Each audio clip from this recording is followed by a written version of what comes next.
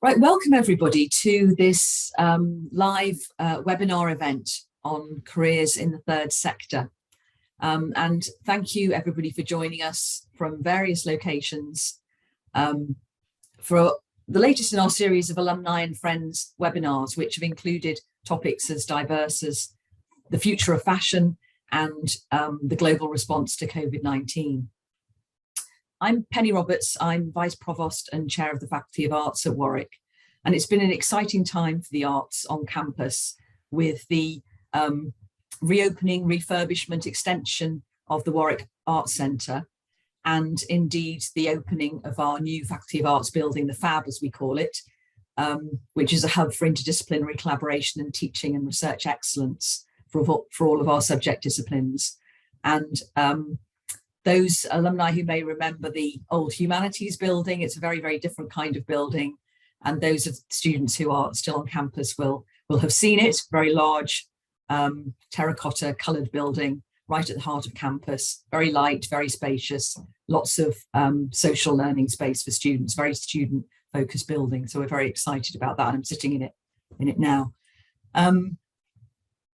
The Warwick alumni community is some 264,000 worldwide. So you're part of very much of that community. It's an incredible resource to have access to an exceptional global network who can share their insights and experience, as we'll be hearing also from our speakers today.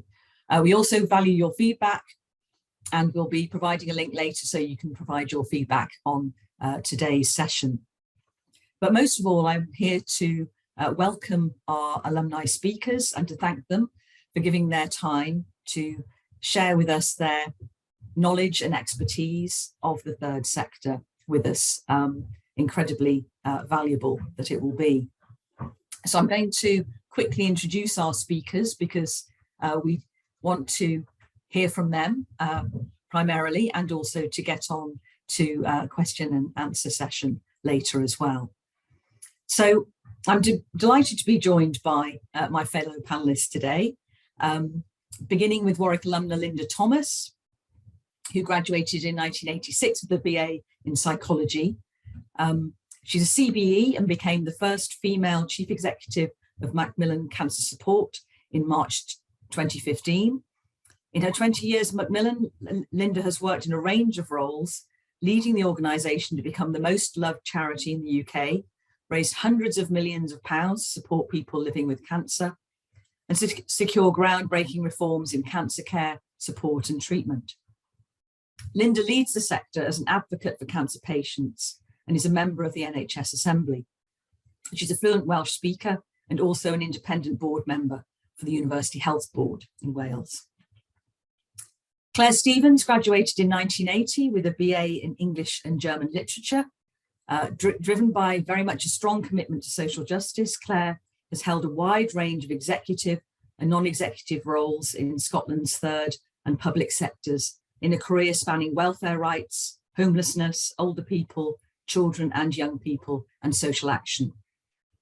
She's currently Chief Executive of Voluntary Health Scotland, or VHS, Scotland's national network and intermediary for third sector organisations active in creating health in communities. And finally, Mayo Mandalia completed both his undergraduate and postgraduate studies at the University of Warwick, graduating in 2011 with the BSc in Biomedical Sciences, and again in 2012 with a Master's in Public Health. After starting out as an intern at the World Health Organization, Maya worked with the International Committee of the Red Cross to support health response activities during humanitarian situations and national disasters.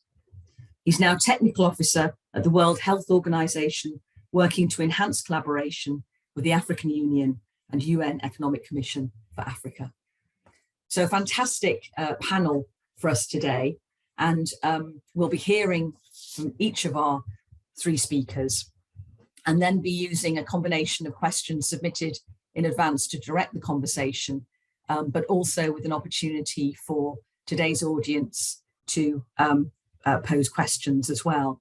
Please do use the Q&A function for questions to all our speakers and the chat function for more general comments as we go through the session. So I'm going to just invite each of our speakers in turn to speak.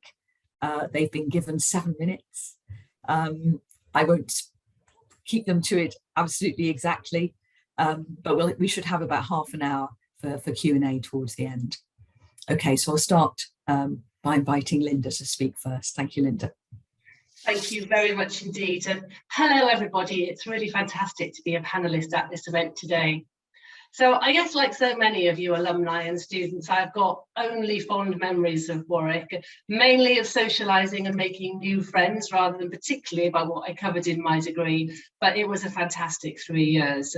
I feel I can't start this presentation without talking about the fact that I actually met my husband at university, and after 31 years of marriage and 3 children, surely I've got to say that was a very good reason for ticking the box that said Warwick University on my UCAS form. A few fond memories before I talk about my career. Back in the day, I remember very clearly how we had a hitching queue between Warwick and Leamington, and I'm not sure if that is still in existence, where we just used to queue up for a lift in and out of Leamington. Some very strange lifts and some weird experiences there. Also, I just remember the house in Leamington, which didn't have heating, which didn't have, like, you know, bathrooms right, left and centre. I compare that to sort of what my children are going through now and think, gosh, we had it tough in those days. I definitely remember the music scene at Warwick. I remember specifically seeing some bands which were amazing and have stayed with me through my whole life, really. Specifically, probably a highlight was seeing the Smiths at university. It was just great. So when I left university at Warwick with my tutu in my back pocket, and yes, I am here to fly the flag for people who haven't achieved it all academically as an undergraduate, and I headed off to London to make my fortune in the world of corporate public relations. I have to say I had a brilliant 8 years doing this work, working on some amazing consumer brands, from jeans to beer to wine to jewellery and all sorts of things. But somewhere in the middle of this was a very small campaign where I worked on something which marked the occasion of the 5th anniversary in captivity of a man called John McCarthy, who was a political prisoner in Beirut. And I got the chance to experience the joy and inspiration of working in the not-for-profit space. So at the age of 28, I had a baby and decided I really couldn't go back to that world of constant travelling, late nights and far too much drinking, and decided a career shift was on the cards. And I guess when I was thinking about this, how lucky was I was actually able to move sector really easily. I literally walked into the offices of a charity called Action for Children and asked if I could volunteer in their press office for a few days a week. And they said yes. And when I think now of the hoops that we make people jump through to be able to just get an internship in the voluntary sector, I realise how very fortunate I was to be able to have that simple first step to take. So I spent 7 years in children's services at Action for Children, and then latterly at the National Society for the Prevention of Cruelty to Children, the NSPCC. And I really learned how the voluntary sector and charities worked. And I knew from the first moment that I was there that I would never go back to the corporate world. And then, having had 3 children, I decided to make a move and applied for a role at Macmillan. I think I did something then that was quite groundbreaking, but hopefully will not be as groundbreaking now. I applied for a job as a head of media role, as a job share with my colleague Hilary. We had 6 children between us, including a set of twins. And actually that was quite revolutionary in those days. But we had a fantastic 10 years working in a job share, but also being able to manage a family as well. So when I was thinking about 20 years on, what was my experience that Macmillan offered me, I guess I segmented it into a few different areas. In spite of my tutu at Warwick, Macmillan and the voluntary sector has challenged me academically in a way I could never have expected. So I like to think I know a little bit about a lot of things. That's kind of like what my job is on a day-to-day basis. But there is no doubt that I would consider myself to be a bit of an expert on cancer care and health systems without never having gone near a medical or a nursing degree. And I can certainly hold my own with the best of them, including people like Saad Javid, Secretary of State for Health and Social Care, and all his predecessors. And I leave you to judge whether that's a good thing or not. I've also been able to be enabled to have a huge breadth in terms of my learning and my experience from a career in the voluntary sector. So I've done everything from media relations to campaigning to fundraising, and at its best with the fundraising team, I led a team of about 500 people and raised more than £250 million a year. And now into the world of what being a chief exec looks like. It's also enabled me, and more specifically the teams that I work with, to be a change agent for good. And I think that's obviously been at the heart of why I've stayed in this sector. So influencing policy. So I think it's fair to say that thanks to Macmillan, drugs that are available to cancer patients now through the NHS simply wouldn't have been if we hadn't campaigned on their behalf.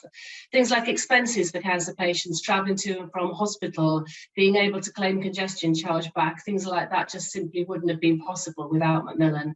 And actually the treatment and care that you'll get in hospitals is better because we have been there to champion the needs of people living with cancer. And I guess that leads on to my next point, which is this career has given me purpose and inspiration in a way I could never have envisaged if I talked to my 18-year-old self.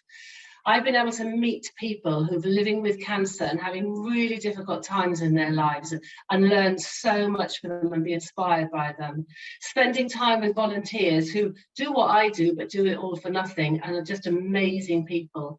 And then also managing teams of people that I've worked with in the past that have just been so inspiring and amazing. But it hasn't all been about amazing things. I've also done some very silly things as well, and I've been to incredible places. I cite sort of like one of my achievements now, especially talking to graduates at university. Harvard, I was enabled to do a fantastic, spend some time at Harvard doing an amazing course at the business school, and who'd have thought that with a 2-2.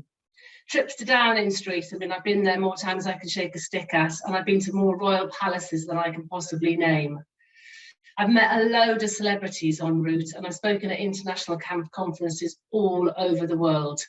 In between that, I've run 3 marathons for Macmillan, hiked 100 kilometres in a 24-hour period, and once wore a Macmillan onesie at a frog racing competition, and I'll leave you to work out whether or not you know what a frog racing competition is or not. But most importantly, I've had the pleasure of doing a job that is never truly done. And in my world, that's really an amazing thing to do.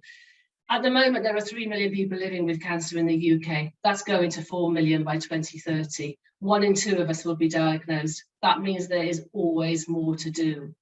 And certainly during the pandemic, I've had to utilise my skills in ways that I thought would never be possible. And that's been an amazing part of my journey as a CEO during this time. So here we are 20 years later, and here I am thinking about our forward agendas, because that's a big part of my role at Macmillan. I'm thinking about equity, diversity and inclusion in a way we've never thought about it before. I'm thinking about sustainability and ESG.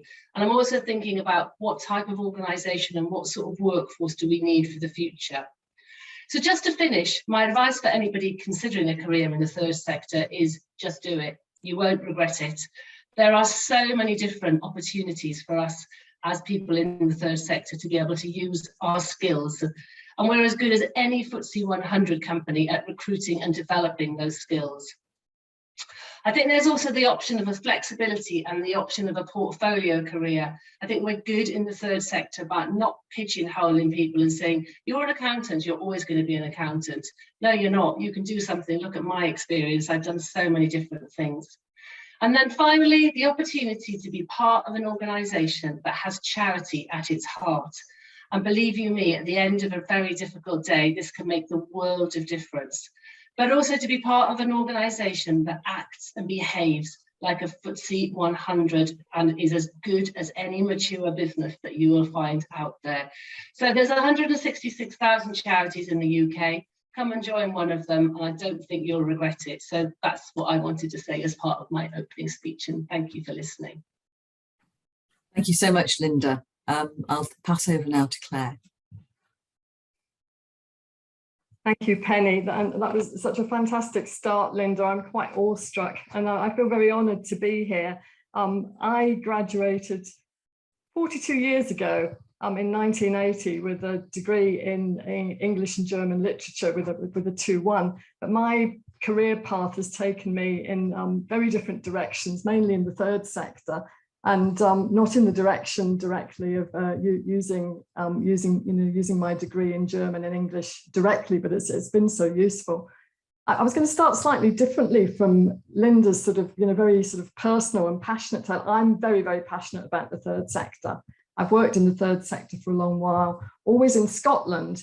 And Linda mentioned that there's 160,000 charities in the UK. Well, in Scotland, there's 40,000 voluntary organisations. So just over half of those are registered charities. But I thought one of the things that people might find useful is to just get a sense of the sorts of organisations and the range. So yes, there are charities. They're local, they're national, they're international, they're regional. There are service providers and campaigning organisations, there are foundations, there are research institutes, there are think tanks, there are infrastructure and membership bodies, which my own organisation is, and I'll say a bit about that later on. There are grassroots community groups, sports and art clubs, social enterprises, community interest companies, housing associations, credit unions. So there really is a huge range of opportunities in the third sector. And I know when colleagues at Warwick University were talking to us ahead of the webinar, they said, you know, sometimes people think the third sector is all about fundraising. Well, yes, there is a lot of fundraising goes on in charities, but the roles and the types of organisations and the social causes that are available are immense. And I think you will have understood from Linda really that we're a very modern, progressive sector which carries out an enormous range of activities to improve people's lives. So you can ditch old-fashioned ideas about charity being amateur do-gooders. That's very out of date. We're well governed, we're an accountable sector, we value our people, and we provide huge opportunities for personal development and growth. If you look in Scotland alone, and bear in mind Scotland's a very small country within the UK with a population of between 5 and 6 million pounds, our sector in Scotland alone has a gross income of over 13 billion pounds and employs over 208,000 staff. So if you look at the size and resource of the NHS in Scotland, the third sector is equivalent to that in terms of resource and staffing. So although it may look like a fragmented sector, and we can be called all sorts of things, the not-for-profit sector, the charity sector, the social economy, social enterprise sector, NGOs, so it can be a bit confusing looking in. But we're a sort of a powerful force for good, really. One thing I did want to say, I mean, Linda heads up, one of the UK's largest charities, whereas in fact, the vast majority of charities and voluntary organisations are small. So in the Scottish context, only 9% of Scottish charities have incomes of over £500,000. Now, unless that put you off, because I can see there's a question popped up from somebody saying, is it lucrative to work in the third sector? And we might all try to address that later on. I think that actually gives opportunities because there are lots of small to medium-sized organisations. And so there's opportunities, I think, to get senior roles in a way that would be much more difficult if you were in the corporate sector and had to work your way up. So if you take the organisation I'm chief executive of, Voluntary Health Scotland, I have a team of 4 at the moment, and we have an annual turnover of about 220,000. But we have a national remit, and I've done all the sorts of things that Linda was describing in terms of, meeting politicians and sitting on Scottish governments and, working groups and going to royal events and meeting celebrities and so on. So there are all sorts of opportunities, whether you're big or small. I suppose in terms of my personal story, you could tell I went to university. I went to university in 1976 and I did a 4-year degree because I had a year as an English language teaching assistant at a secondary school in a little place called Bruchkürbel near Frankfurt in Germany, which was a fantastic opportunity. But when I went to university, it was in the days when a minority of sixth formers went to university, and certainly a minority of working class people. And I came from what I always describe as bookish working class. So my father was a motor mechanic and my mother had been a factory worker until she had got married and became a mother and a homemaker. So I had no context in my upbringing other than through school, that there was such a place called university, and that there were professions that people could go into. But from primary school, as soon as I knew there was a thing called university, I wanted to go, because to me it was going to be a place where I could read forever. And so perhaps that's why I chose English and German literature. My great love is languages as well as literature. And I was the first in my family to go to university and the only one of my generation in my family to go to university. So it had a profound impact on me and on my family and on my life. And how did I end up with an English and German degree, ending up in the third sector and ending up now in a health role? Well, the careers advice I had at Warwick University, I'll always remember, I was advised that there was a great shortage of accountants at the time. And this to somebody who had not so much as a maths O level, I have to confess. I now have an Open University diploma in maths, but at that time I had no qualification in maths. I'd switched off from maths at school, I'm ashamed to say. So accountancy was not going to be for me. So Linda mentioned volunteering as a pathway into the sector. Up I came to Scotland straight from Warwick as a full-time volunteer in social work, which I did for 6 months. And from that, I suppose the third sector seemed like a natural progression. And I did a bit of work in the public sector initially in a local authority doing sort of anti-poverty work. And then I moved over to a role in Shelter Scotland as their housing campaigns officer. And I've had I'm not going to go through all the organisations I've worked for. I've certainly had a portfolio career. So I've worked in all sorts of organisations and for all sorts of causes, ranging from children and young people to older people to volunteering and social action, and now to health. And so it's been extremely rewarding. I think Linda mentioned sort of non-executive roles as well. So I've been on lots of boards, and in fact, a very rewarding thing that I did for 5 years, I was on the BBC Children in Need Scotland Committee, which is the committee that decides how the money fundraised from the public will actually be dispersed to good youth organisations and children's organisations that are actually supporting children in need on the ground.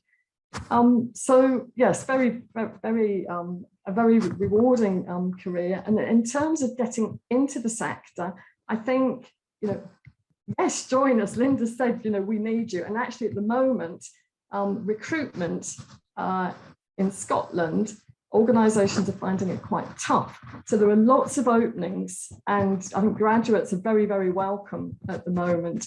But I think, be open-minded about the roles, be willing to learn, and the sort of roles there are include project management, HR, finance, events, service design and delivery, marketing, fundraising, we've mentioned, research, volunteer management, and also actually there are roles for clinicians and nurses. So my organisation is a network and intermediary body for health charities and other voluntary organisations involved in health. And some of those, they employ nurses, so that you might qualify as a nurse or a doctor and actually end up working in the third sector, not necessarily in either the public or the private sector. Other advice, get volunteering experience. I mean, it really is invaluable. Get governance experience. Our boards in the charity sector desperately want, clever people, but also young people. And boards need to be more diverse, and they're looking to be more diverse and welcome younger people coming onto the boards. Internships, student placements, and get informed what is going on in the sector. So I'm obviously most familiar with Scotland. So we have a third sector press here. So there's a weekly newsletter, there's daily bulletins, they advertise jobs.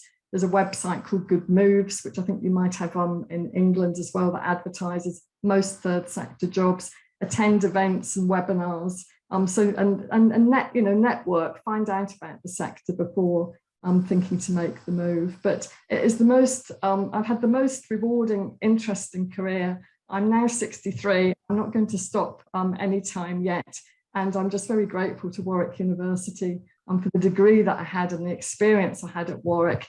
I didn't go down a route of English and German literature. However, we do have a very important work stream at VHS that's all about arts and culture and health and well-being. And I think I owe a lot of that to my arts background. So thank you very much.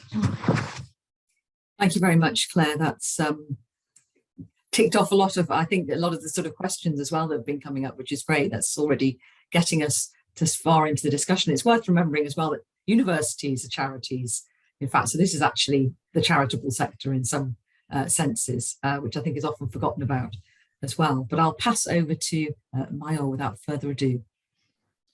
Thank you very much. And it's really great to hear the stories of Linda and Claire, really interesting paths and routes that you've both taken in the sector. So I really bring a international perspective to the third sector and to health. I think those of us that did not hear of WHO before the pandemic definitely knows what WHO is and what the World Health Organization does.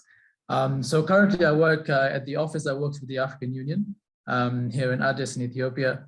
I work across all technical areas of health, so both communicable diseases, non-communicable diseases. My role also involves a lot of negotiation and diplomacy, especially at the political level, because health is politics, and you can't really divide those two aspects, because the choices that politicians make affect health and healthcare, and from prevention through to treatment. And so it's a really interesting interface between public health at the technical level, but also how the political decisions that are made at the continental level in Africa actually impact investment in health in developing countries. So how did I get here? Well, my journey was definitely not straightforward, nor was it smooth. Before Warwick, I actually did a gap year in Mauritania in West Africa. I taught English there for a year and learned French and traveled around West Africa. And it was there where I really got my interest and intrigue in working mainly in the developing world rather than in the developed world. Coming from both, having brought up abroad in the developing and developed world, I had a good, let's say, perspective of some of the challenges in both environments, let's say. And so after that year, I went to Warwick and I did biology. I didn't really have an idea of what I wanted to do. I knew I wanted to work for the UN, but I had no idea in which area, which field, because there are so many UN agencies as well. And then throughout my undergrad degree, I learned a lot about population health, about disease control at the population level, not as an individual or as a clinician at the clinical level. And that piqued my interest in how you address diseases at a much more at the population level, let's say. And so then I discovered the field of public health. I didn't even know it existed before. I didn't really understand what it was either. But through the research and the fact that the Warwick provided that master's, I thought that would be a great next step. Whilst at Warwick, I did do a lot of volunteering activities. In fact, my job at the bar at the Roots building really funded my volunteering experiences abroad. And my interest was really to volunteer abroad. I was always adventurous. I was curious about what other parts of the world do, how they live, what they eat. So I did some volunteering trips to Costa Rica to do some conservation work, and to Nepal to work in public health, in community public health activities, to try and expand my own expertise in terms of skills and just learning about different things. And for me, that was very important, also coming from a different background and a multicultural background as well. I would say what really helped was the multicultural nature of Warwick itself. Warwick is a very international university. And so much of my cohort, my friends through societies and clubs were really from all over the place. So that also expanded my intrigue in learning about different cultures and different backgrounds. And so when I had the opportunity and the financing through my job at Warwick to do these travels, I jumped at the chance and even visited my friends in their own countries during the long holidays that I no longer have. So that was really, really exciting. What I found difficult after graduating with the Masters in Public Health was actually there were not many opportunities for public health graduates who are not medics. I was not interested in becoming a doctor. My interest was working at the population level. And so I naturally gravitated to looking at opportunities outside of the UK. And I was lucky and fortunate that through friends and contacts, I was able to get an internship at the World Health Organization in Geneva, their headquarters, working on hepatitis.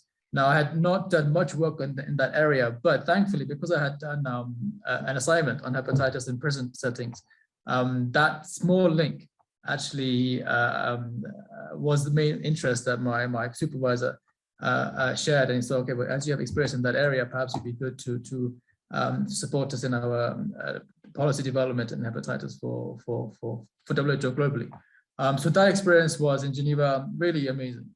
It was summer. Geneva is full of interns. All the UN agencies have their interns around this time. You just meet the most eclectic mix of young people, really hungry, driven, enthusiastic, passionate about what they want to do in their respective areas. And, you know, I went there thinking, oh yeah, I know everything about public health. And when you go to WHO and you just see the volume and the scope of work, you have no idea. And it really expanded literally my horizons, because to understand what the World Health Organization actually does across so many different areas was extremely eye-opening and very, very rewarding indeed. It was a voluntary position. It wasn't a paid position. So Geneva is not the cheapest, not the most, cheapest place to live. So thankfully, after that, I moved to the Red Cross, working more on humanitarian settings in healthcare. And I remember in my interview for that, it was also an internship, but thankfully paid. I remember in my interview, my supervisor remarked the fact that I had different experiences abroad in different settings. And then he remarked that showed that I was adaptable, that my skills were transferable between different areas of work.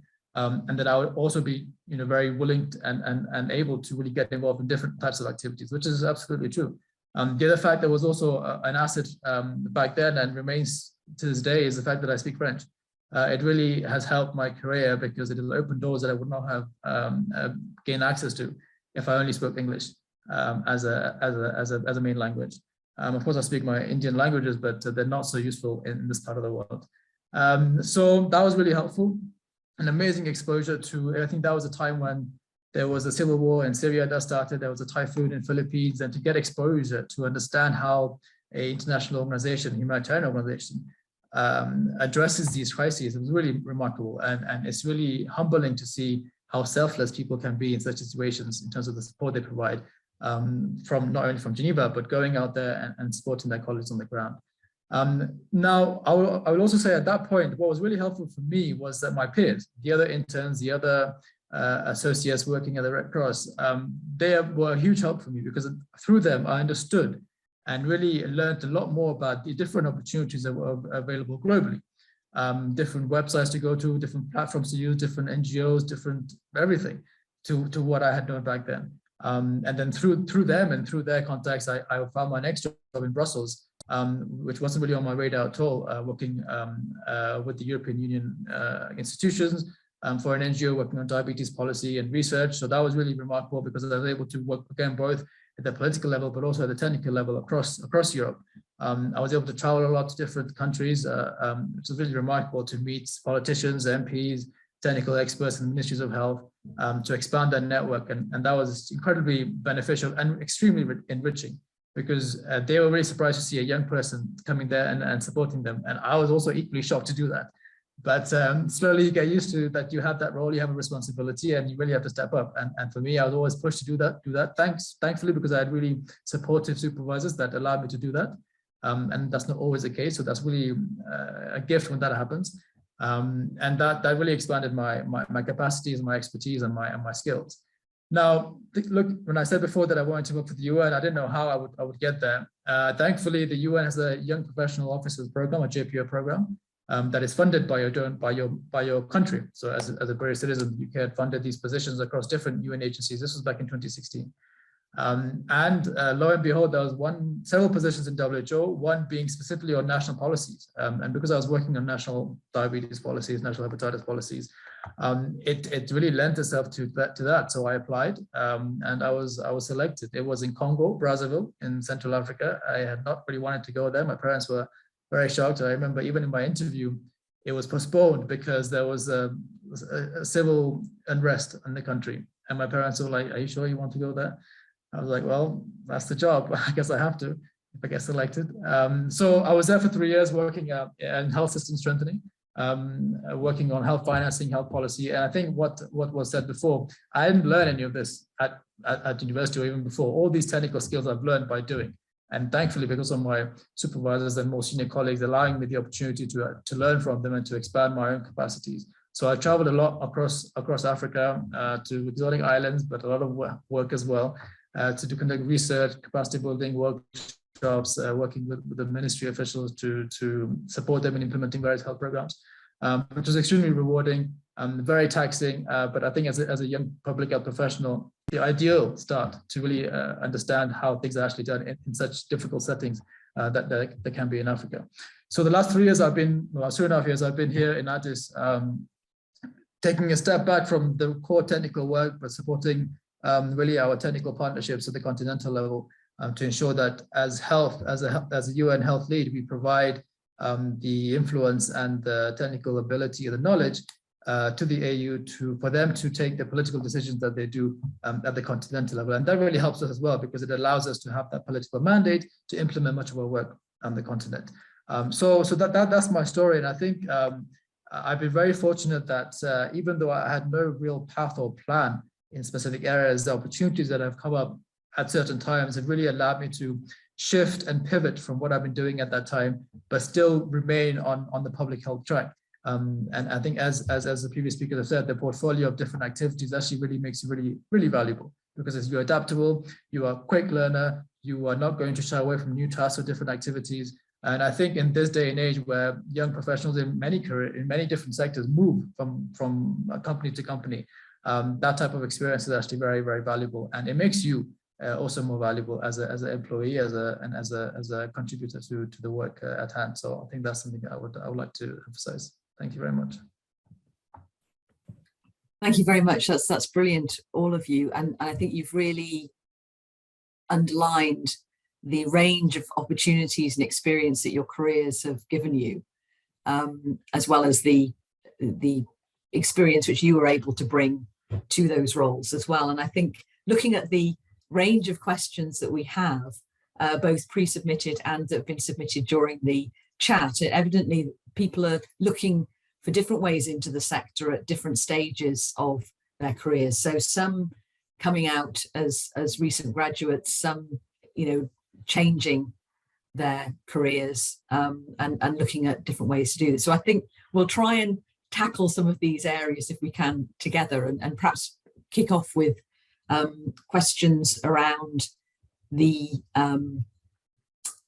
should we start with that question which was pre-submitted? And thank you to everybody who submitted questions. We're probably not going to be able to cover all of them, but I'll try and bring them together so we can have as full a discussion as possible. But perhaps we could begin with the question of what 3 key skills or attributes you would look for in recent graduates, or what sort of skills and attributes would you be hoped to see in people who are coming just out of university? And I suppose that also links in with the question about what sort of advice you give your younger self in order to to develop the right kinds of experience and that you can bring to a career in this area. Shall I begin with Linda, who hasn't spoken for a while? Yeah, thanks, Penny. And I've been looking at the questions as well. There's some really interesting ones. So I think now at Macmillan we are very much recruiting for values.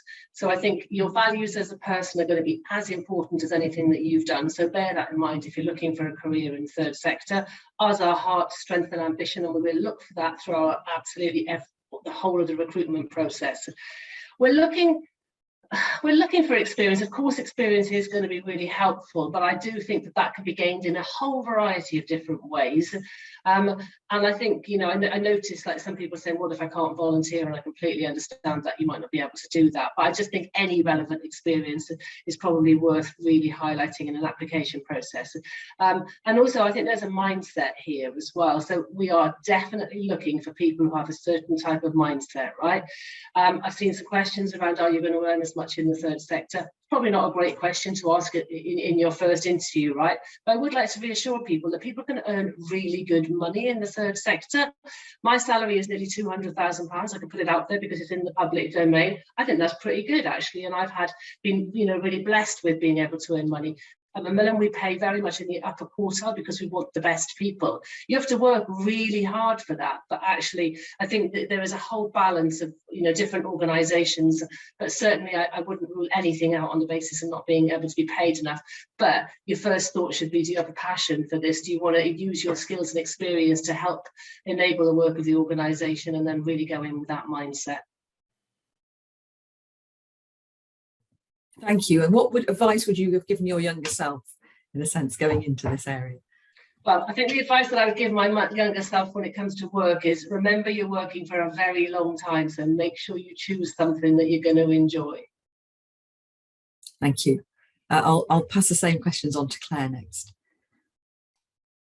It's very difficult coming after Linda, I have to say, but I mean, I think that the things that we look for in the third sector, and actually not just from young people and new graduates, because there seem to be, you know, there's a lot of mature alumni on the call who seem to be quite frustrated that they've sort of tried perhaps to get into the sector and haven't been able to. But I mean, I think that the passion and the mindset and the values are absolutely key. So I agree 100% with Linda with that.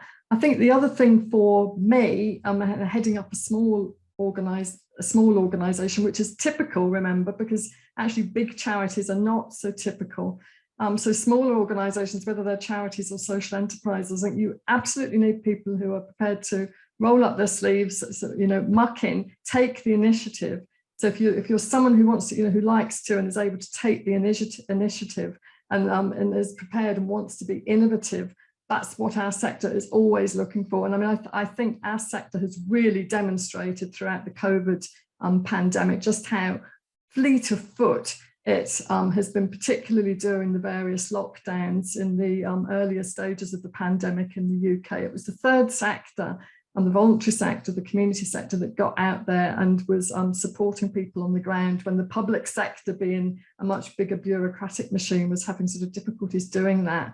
So, and also, I suppose, yes, you know, good interpersonal skills. I mean, we sort of always say that, but I think that goes hand in hand with sort of values. But I mean, in my team, I need people who are not just going to say, well, this is my role and that's what I'm going to do and I'm going to do it well.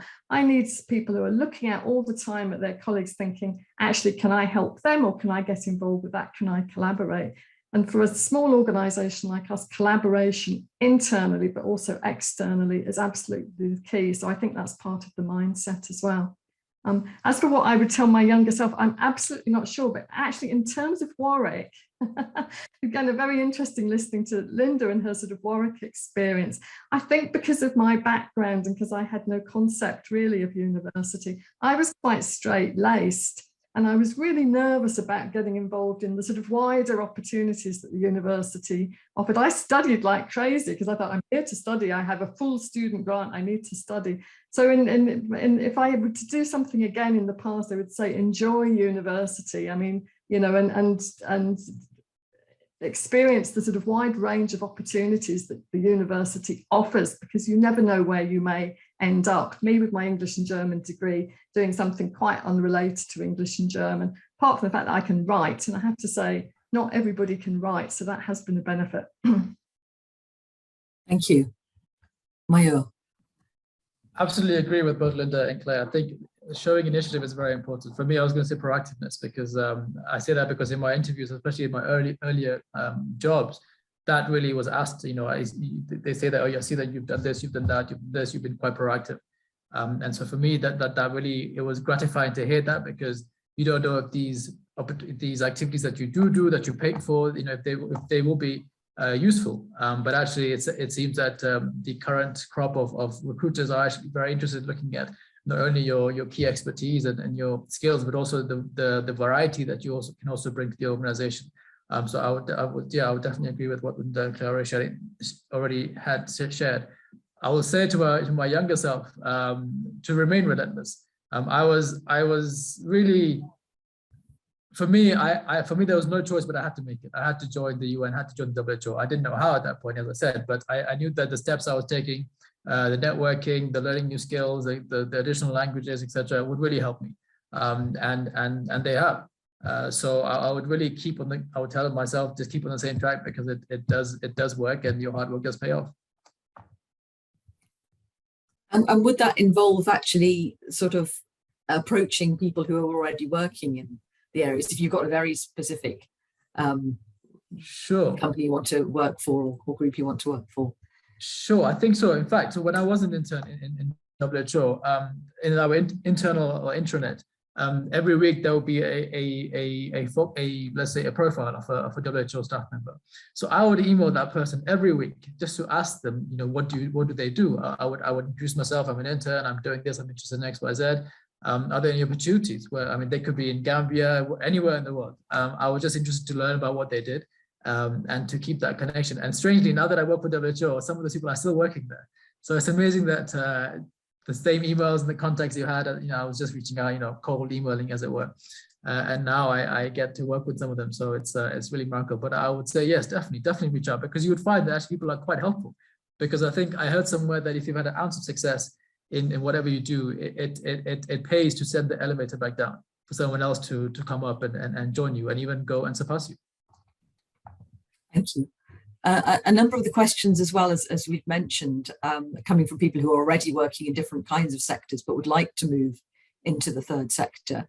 And do you have any advice for how they can present themselves, in a sense, with perhaps a different set of skills to those they might anticipate might be looked for, or ways of sort of repurposing or rethinking those offerings and how they go about moving, in a sense, from particularly the private sector to perhaps to the third sector? Claire, do you want to start on this one? Yeah, it's such a difficult one. And bear in mind, I'm recruiting to a very small organisation, so I've got nothing like the recruitment experience that Linda has. So, I mean, I'll say relatively little, but I mean, of my team of 4, 3 of them came from the private sector. So, it's not a vast leap. I mean, what we're looking for is the skills and the mindset. And yes, some experience, but it doesn't have to be experience in the sector. It could be other sorts of experience. So, for example, my events and engagement lead came from a private sector events management company. My policy officer, who is only 26, she's come to us from a sort of media journalism background in the private sector. So I don't know, I just feel I don't have the extensive level of HR sort of recruitment to be able to answer that very well. I think maybe Linda would be in a better position than me on this one. But it says something that you're already working with people who've made that move, yes. So that's useful to know. Yes, exactly. Yeah. Linda, yes. So thanks, Claire. And I think it's amazing that you've got 3/4 of your workforce come from the private sector, because I don't think we would say that we had quite that, actually. So if I'm honest, I think sometimes the third sector can feel a bit like a closed shop. I think people might move from one big charity to another. I think actually now, as recruiters, we are definitely looking to break that cycle. And particularly, I think we are short of some of the skills that we haven't over-invested on in the last sort of 10 years. So anybody with tech skills, HR skills, finance, legal, audit, those types of skills haven't been as well valued within the sector as they are now about to be. So just to give you an example, I've just recruited a chief information officer. Technology is at the forefront of everything we need to do.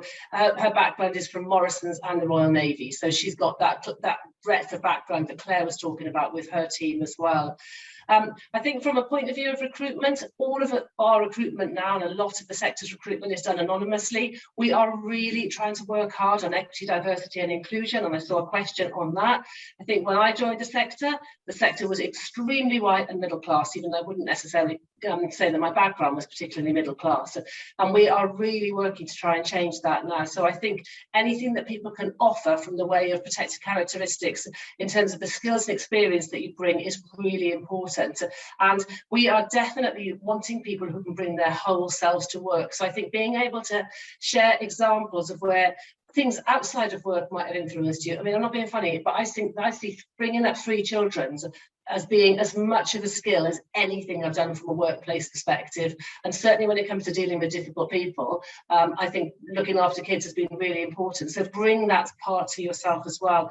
But in any application that you're making, you've really got to bring out those examples of things that you've done, because especially now we'll take off all of your work experience and anonymize that recruitment. So use examples of the work that you've done and things that you've done outside of work as well. And I think anybody who wants any help on that, if they want to get in touch with me separately afterwards, I'm sure that we can offer some help from an HR perspective as well. Iowa, did you have anything to add to this? Not majorly. I think I haven't really been part of the HR recruitment aspect, only such that sometimes we recruit consultants for specific projects and specific areas of work that require specific expertise.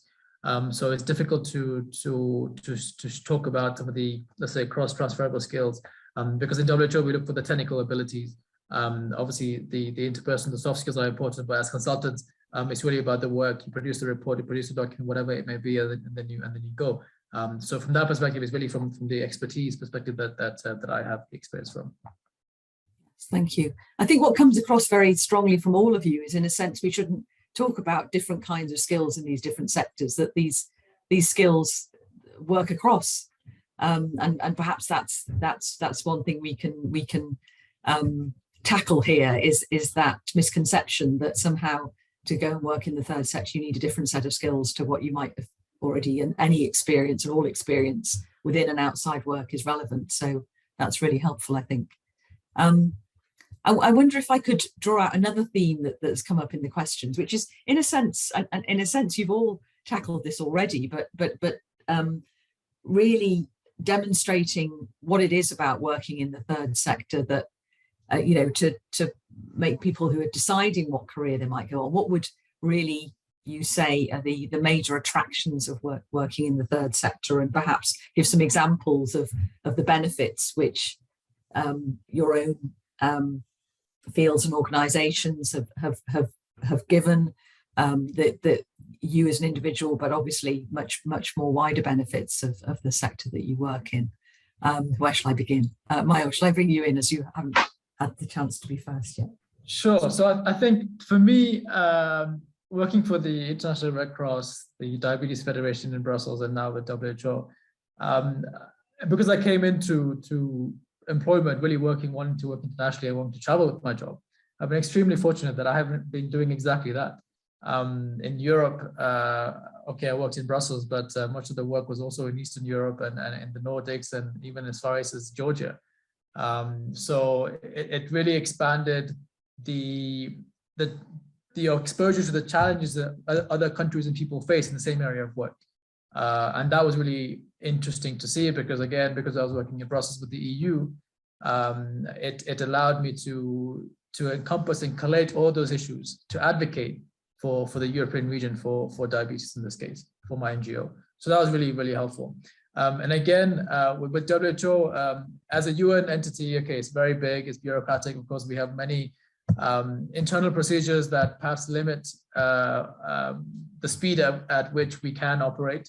But I have seen, as a junior person in my career in WHO, the impact that the key technical expertise that we provide actually has at country level, not only at the national level, but also with local academics, NGOs, with grassroots organizations in these countries that we can use and implement and work with to also implement our work. So I think that's been really helpful in expanding the UN and WHO's reach, because we are sometimes seen as a very old organization that just sits in the ivory towers and send emails. Unfortunately, much of that work can be like that, yes, but it depends. There are so many different roles in the UN that you can be on the field, you can be supporting individuals directly in your various areas of work. And so I think it's really what you really want to do, and what you're passionate about, and really look for those opportunities. Thank you. Claire. Oops, problems with the mute there. Just reflecting on this, I suppose, thinking about the influence, the policy influence that I've been able to be part of and have been able to lead. I suppose because Scotland is a devolved nation, and Scotland has, most of its legislation and policy, particularly, I mean, in relation to health and social issues, is devolved. So it's a small country, and the third sector is able to be quite influential. I mean, the government in Scotland, the Scottish government, is also of quite a different nature politically to the Westminster government. So it's very, very open to third sector influence and invites the third sector. And in fact, for an organisation of my size, it's, the opportunities to influence government are more than we have the capacity to take up. But I mean, just a couple of examples. I mean, one of the things my organisation does is we provide the secretariat, so the leadership for the cross-party group on health inequalities in the Scottish Parliament, which is a really important group that brings together nearly 100 organisations from out with the Parliament, as well as members of the Scottish Parliament, to look at the causes of health inequalities, the nature of health inequalities, and what needs to be done by government and Parliament and politicians to actually address health inequalities.